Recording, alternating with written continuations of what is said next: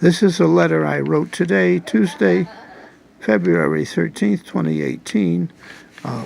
For the last 3 months, I've been going to the social worker and trying to file grievances, and rather than engage me and help me to do that and accomplish it, they've been putting me off. And the last few days and weeks, things have gotten worse. And I wrote this letter. I wrote a long version of it, 7 pages, and then I wrote this brief version because I realized no one would deal with the long version, and this could be shorter. But all this takes time, and it's resulting in my grievances not getting addressed, and there being no documentation of the fact that I'm grieving in any place. And this is how they use their system to have all these ways to make sure they're giving good care, but they don't employ them, and they continue to give poor care. And the way it happens, it's harmful to the patients. It's harmful to the community. It hurts everyone. They're getting paid a lot of money, and they're not providing. They mean well, most of the employees, but they're not able, because of the way they're doing things, to provide help. So this is to my social worker. I will take a picture of it this way so that someone who wants to could read what it says and know what it says. And then I will quickly look at it and read the points, because otherwise it'll take too long. I have grievances. I ended up writing 11 grievances. I had to put 0 for the first one because I ran out of room at the bottom. But that's hard to do when you're in a nursing home and you're trying to do this all by yourself. 0, I have grievances. 0, you failed to get me to the eye doctor. Now that refers to something happened a month or 2 ago when they were supposed to send me to the eye doctor, and they're supposed to set up transportation, but they didn't. So the day I was supposed to go, no one got me and brought me, and that created problems. It certainly affected my health. I had been operated on by the eye doctor when I had come in here blind with diabetic retinopathy. And one good thing happened here is that they operated on my eyes and helped solve that problem. But now I need to do very specific things to prevent it from happening again, or I could go blind permanently.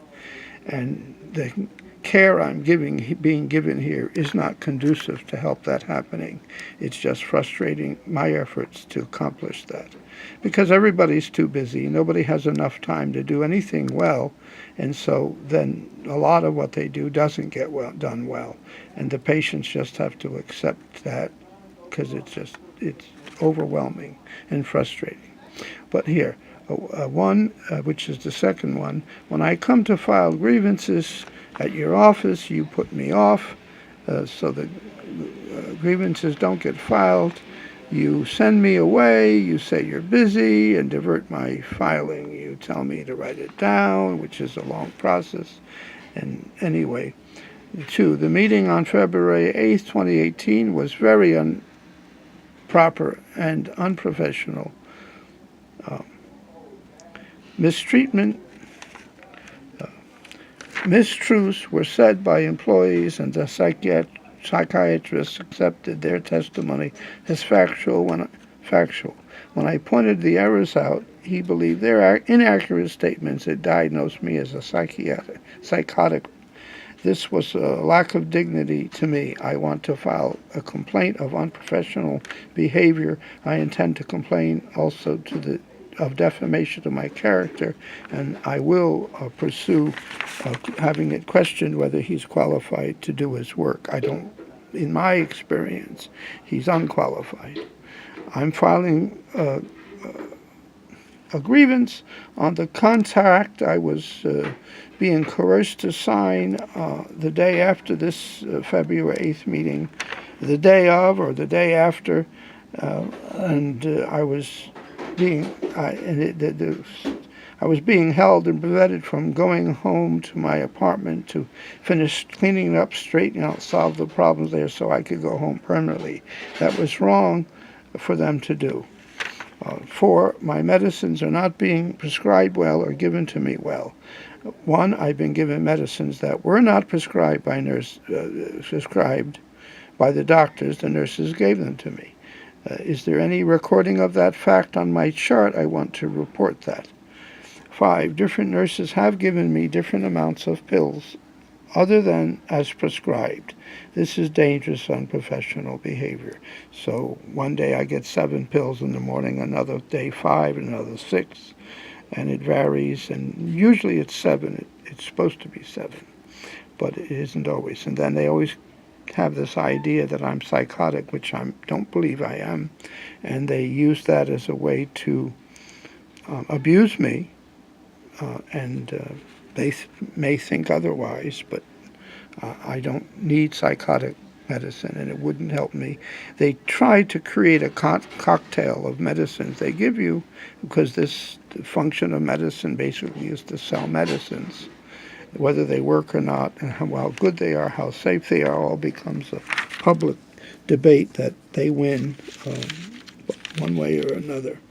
But that's ideologically. The fact that they're giving me prescriptions here that I don't supposed to get, and that the ones I'm supposed to get they're not giving to me correctly.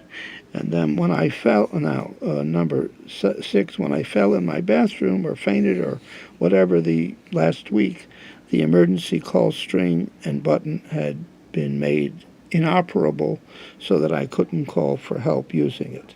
It was tied up, and I have documentation of that. 7, no one seems to have enough time to do what they are assigned to do. That causes error and is dangerous. 8, and that's systematic in this nursing home, and I've seen it in other nursing homes also, visiting people and other ones I've been in. I have reported to nurses and doctors real issues, side effects from the medicines I'm getting, and health issues which they ignored for months rather than address.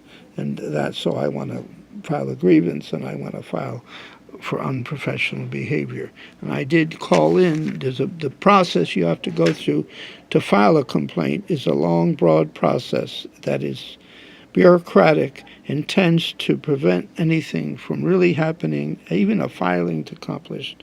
But even when you do accomplish the filing, then it's handled in a way where it's sort of bureaucratically and red tape just swiped under the rug, so nothing meaningful happens, especially improvement of what needs to be done. And certainly then the trail is vague, if anything. At least that seems to be the case. We will find out. Your place, your employees brought me foods I had frozen so I could take them home, keep them safe and take them home, and keep them safe so I could consume them. They brought them to me on Tuesday, the day before this meeting, and they brought me a whole bag of frozen foods. I have videotapes of it and evidence, and told me that I have too much food in the refrigerator, and so then they took all the food out of the freezer that I had, and that I can't have it in the freezer. But I didn't have too much in the refrigerator. I wasn't abusing the space. I didn't fill the refrigerator with things as they accused me of. That's just not true. I did have more foods in the refrigerator than some others have, and less than others had. But this goes to the next point, which is 10. Your place has failed to provide me with religious diet. My religious diet, if I were Jewish or Muslim, you would provide it. But because I'm of a different faith and I have a different diet, which I've explained very well to you since I've gotten here and raised the issue of, but been ignored and been just considered not important. So then I've been having to violate my religion. I've been having to be tempted to eat foods I'm not allowed to eat by my religion. And then being sick and having all the health problems I've had, this is overwhelming. This is just overwhelming and wrong, all of which complicates the fact that I have heart issues, and that one way to resolve them is to eat very much the way I do by my diet and be very careful what medicines I take and try to accomplish healing. But when I'm in the institutions like this, that seems to get worse. My heart gets worse because they're not allowing me to follow the guidance of the heart doctor I have, who's one of the better heart doctors in the New York metropolitan area, according to magazines and those who report such things. But it's just all overwhelming. And so I signed it Richard Hobbs 21318, and I hope to put this on YouTube, and I hope to make it a document. And so if there's any question about what I said or did, that we'll remember it. And I have an adequate memory. I understand what's going on. And if someone tells me, as they did in that meeting, that I have no electricity in my apartment, when in fact I do, because they got misinformation from someone and they misunderstood what they said, then I'm not at fault, they're at fault. And I don't know what causes these persons to do what they did in that room or to do what they did handling the contract with me, but there's something beyond that. There's something else going on. I assume maybe, but maybe not. It just could simply be due to the fact that nobody is doing their job correctly or is able to do it for whatever reason. But that's not supposed to be my job to deal with as a patient. That's supposed to be what they're supposed to do. And they get paid a lot of money. I don't know how much, but they get paid a lot of money for each person here. And I don't think they're using that money to meet the needs of the patients. I think they're using the money to meet their needs. And its place is not patient-centric, it's institution-centric. It's not my safety-centric, it's my safety as they perceive it to protect themselves from being sued, and the way they go about doing it is foolish and unprofessional, and it creates the problems because they're not doing what they're saying they're doing. Coming here and telling me that I have food in the freezer and giving it to me, and then telling me that I can't keep it in the freezer because that's unsafe when it isn't unsafe, and then leaving it here and going home and never coming back or addressing the fact that I have this food, leaving me with having to decide whether I eat too much of the food overnight or the next day or two, or throw it away after I bought it, or do whatever with it. It's just unreasonably in unprofessional behavior on their part. And so these are my grievances, and I'll try to get a copy of this letter. I'll try to keep it in my record and give it to the